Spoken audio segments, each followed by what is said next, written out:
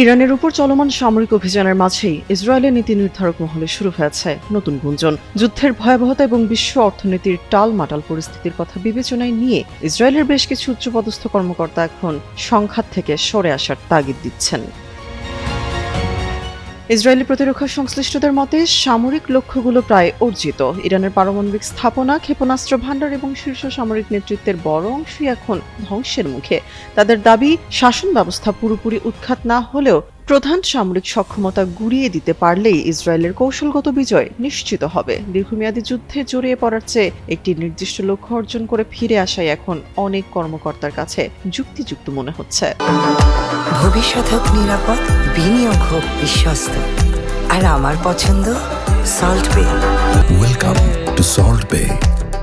তবে এই শান্তি বা বিরতির পথে প্রধান অন্তরায় হয়ে দাঁড়িয়েছেন ডোনাল্ড ট্রাম্প ও বেনিয়ামিন নেতানিয়াহু। ট্রাম্প এখনও নিঃশর্ত আত্মসমর্পণ এবং সম্পূর্ণ জয় পাওয়ার লক্ষ্যে অটল। অন্যদিকে ইরানের নতুন সর্বোচ্চ নেতা মোস্তফা খামেনির কট্টরপন্থী এবং ইসলামিক রেভলিউশনারি গার্ড কোরের সঙ্গে তার বাবার চেয়েও ঘনিষ্ঠ সম্পর্ক রয়েছে। তিনি আলোচনা টেবিলে বসার মানুষ নন। মোস্তফা খামেনির উত্থান আলোচনার পথকে আরও সংকীর্ণ করে তুলেছে।